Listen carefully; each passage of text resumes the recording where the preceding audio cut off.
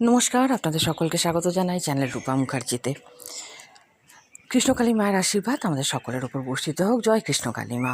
আমরা অনেকেই মাঝে মাঝে ভেবে থাকি এবং করেও থাকি যে দান, কিন্তু দানের সঠিক অর্থটা আমরা বুঝে উঠতে পারি না অনেক সময়।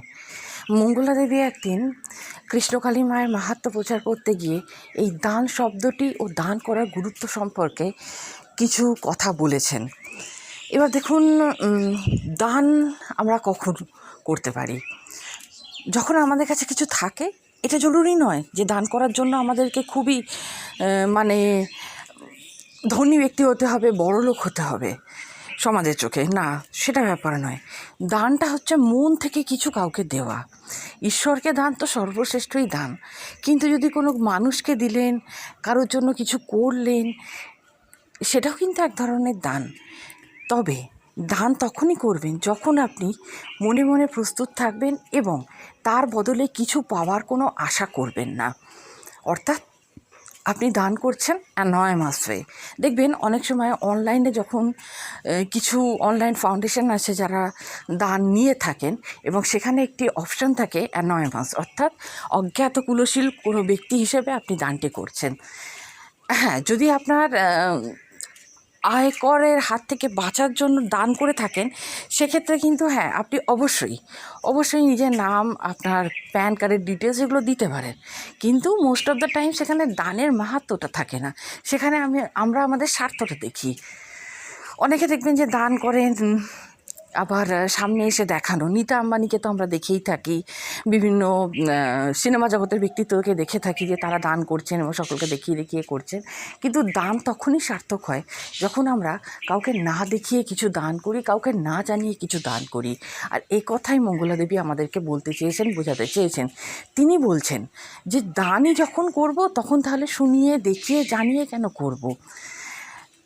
তিনি এটাও বলছেন যে আমি অর্থাৎ বক্তা আমি নই, মঙ্গলা দেবী মঙ্গলা দেবী প্রচুর দিন ধরে, দীর্ঘ সময় ধরে এই দান ধ্যান পুণ্যর কাজ করে চলেছেন, যখন তার হাতে অর্থ খুবই অল্প পরিমাণে ছিল।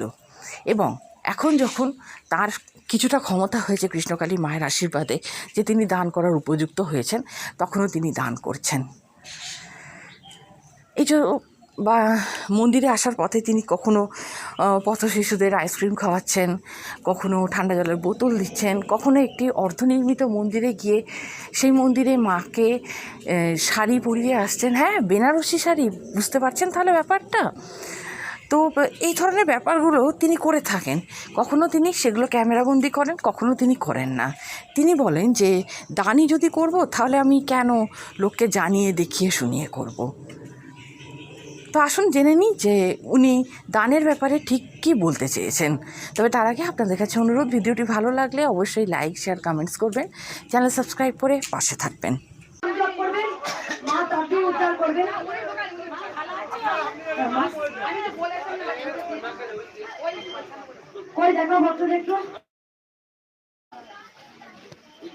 চলে এসছেন রবিবার, আজকে প্রচুর ভিড় হয়েছে অনেক।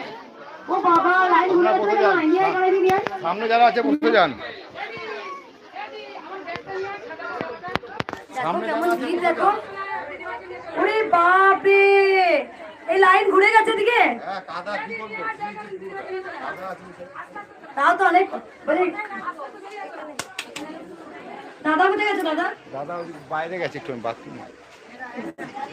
আমি কোনো ভক্তি উপকার হয়েছে একটু শুনুন মায়ের কাছে। উপকার হয়েছে কার?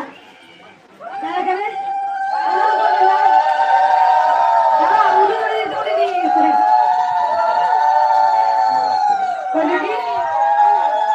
একটু শুনে বলো মা, কি উপকার হয়েছে?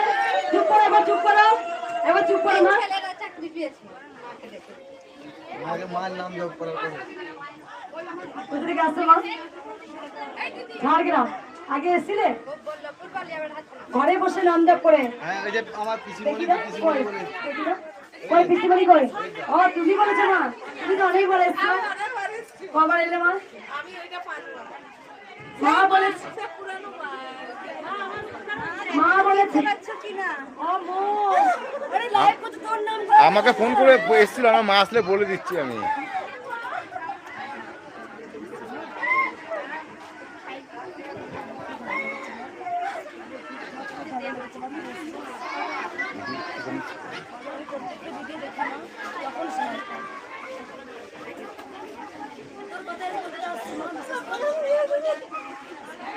এসে আমাকে বলছে যে মা এই বলেছে, আমি তাহলে ঠিক আছে মা আসুক।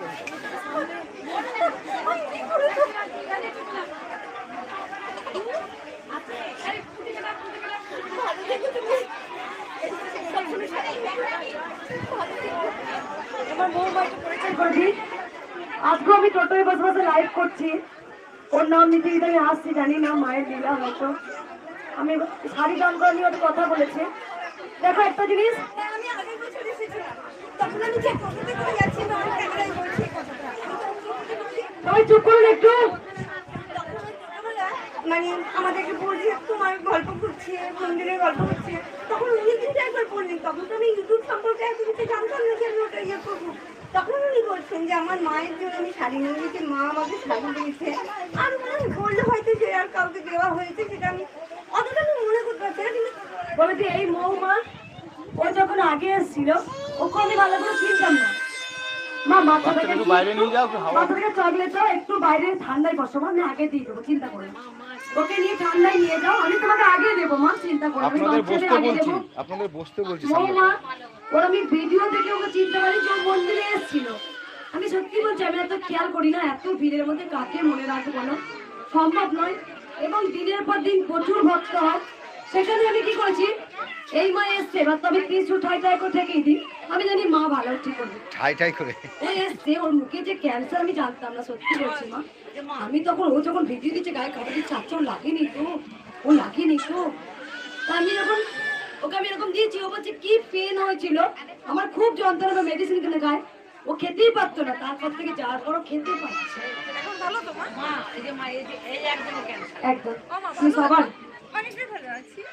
প্রবলেম তো মা ওটা তো আমার ক্যান্সার। আগে দেখেছি, বলে দিই আমি, দেখো আমি কিন্তু কিভাবে দুস্থদের সাহায্য করি। আমি কিন্তু আগে ভিডিও করতাম না, কিছু কিছু আমার খারাপ লাগাতে ভিডিও করছি আমি। আমি আজ বলে নয়, যখন থেকে বাড়িতে, তখন থেকে বস্তা বস্তা ফল বলো, বস্তা বস্তা শাড়ি বলো, সেখানেও আমি অনেক দুস্থ অনাথদের দিয়ে দিতাম। মায়ের হাতে আছে শাড়ি আমি দেওয়ার কেউ নেই, মা দিয়েছে। কেউ মারা গেলে, কারো বাড়িতে আগুন লাগলে, কত দুস্থ অনাথদের অনেক ইঞ্জেকশন লাগে, সেগুলো আমি পিছন দিক থেকে হেল্প করে, আমি বলি না আমি সামনে আমি আনতে চাই না, আমি আমি আমি আনতে চাই না আমার আমার কথা। আজকে আমি বলছি, আজ বলে না, বহু কত দুস্থদের বাচ্চাদের জামা দিয়ে যায়, সেই জামা আমি বাচ্চাদের, ছোট ছোট বাচ্চা যারা আছে তাদেরকে সবাইকে আমি, কত শাড়ি বলো, অনেক অনেক কিছু আমি কিচ্ছু আমি নিয়ে আসিনি, নিয়ে যাব না। এটা মা করেছে। আগামী দিনে আমার আরো স্বপ্ন আছে। প্রথম স্বপ্ন হচ্ছে মন্দির, এই যুদ্ধ জয়, মন্দির হয়ে যাওয়ার পর কিছু কিছু জিনিস করে যাব, যেগুলো আমি লিখে দিয়ে যাবো আমার কমিটিতে, যেন দুস্থ ওরা যারা থাকে তারা দুবেলা সুন্দর যেন সেবা পায়, তাদেরকে আদর করে যেন আগলে নেয়। অনেক আমার কাছে মন্দিরে অনেক এসে যারা ইয়েতে থাকেন, ওই কি বলে এগুলো, বাচ্চারা থাকে রে, ওই অনাথ হোমে হোমে হোমেতে ছিল, তা এমন ভাবে মেরেছে বাচ্চাটাকে, এগুলো সব দাগ, আমার যেন সেগুলো না হয়। আদর করে শোনা মেয়ে, ভালোবাসা দিয়ে বিশ্ব জয় করা যায়, মেরে ধরে নয়। তাই সকল ভক্তকে বলবো, যেমন কয়দিন আগে বাৎসরিক পুজো দিন এক গেল, বললো মা মারা গেছে, তার মানে কাজকর্ম করতে পারছে না, আটকে গেছে, যতটা পেরেছি আমি দিয়েছি। এগুলো আমি সবকিছু আমি ক্যামেরা বন্দি করতে চাই না।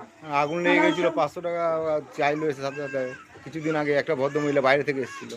যে আমি জানি এগুলো তো অনেক অনেক আছে, ছোট ছোট ছোট ছোট ফুচকা, যেমন আমাদেরই একজন দোকান বসে, কালকে আমি এগুলো বলতে চাই না, এগুলো বললে পরে আমি ছোট হয়ে যাব, না না, সেগুলো স্বয়ং মা জানো, কেউ না কেউ কিন্তু বলে দেয় যে মঙ্গলা মা এটা দিয়েছে, কেউ না কেউ কিন্তু বলে দেয়, আমি দোকানে কি হবে, তাই নিজে বলো না, অপর বলবে, দেখবে নিজে যখন বড় হও, বড় সে নয়, অপর যাকে বড় বলে বড় সে হয়। তাই সবসময় বলবো গোবিন্দের নাম বলো, জয় কৃষ্ণকালী মায়ের জয়। মৌমা আমার কাছ থেকে প্রথমে টটপট হয়ে গেছিল, যাই হোক মায়ের একটা ইচ্ছা ছিল, একবার দেখলাম মৌমাকে, আজকে মৌমা এসছে, ওর আজকেই নাম করছিলাম। আগার উপকার হয়েছে, একবার বলে দিই, যাদের সমস্যা আছে এখন কিচ্ছু বলবেন না, আমি মা ভোগ খেয়ে যাবে কিন্তু মায়ের, তারপরে যাবি মা, ঠিক আছে? বাচ্চা কেউ এসছে মা, তুই একা এসছিস? না ওই আমাদের এক দাদা এসেছেন বাইরে। বেশ, বাচ্চা কেউ এসছে? না আর কিছু কথা বলি যে সবাইকে বলি এখন সমস্যার কথা কেউ বলবে না, আমি জানি সবাই সমস্যার জন্যই মায়ের কাছে এসছেন। আচ্ছা আপনারা কি নিজে থেকে এসছেন? না, মা টানিয়েছে তাই এসছেন। গোবিন্দ নিয়তি ছাড়া গাছের পাতা খসে না, ওকে টানিয়েছে তাই ও এসছে। তোমাদের টানিয়েছে গোবিন্দ, তবেই তোমরা আসতে পেরেছো। গোবিন্দ নিয়তি ছাড়া একটা গাছের পাতাও খসে না, তাই তিনিই কৃষ্ণ, তিনিই কালী।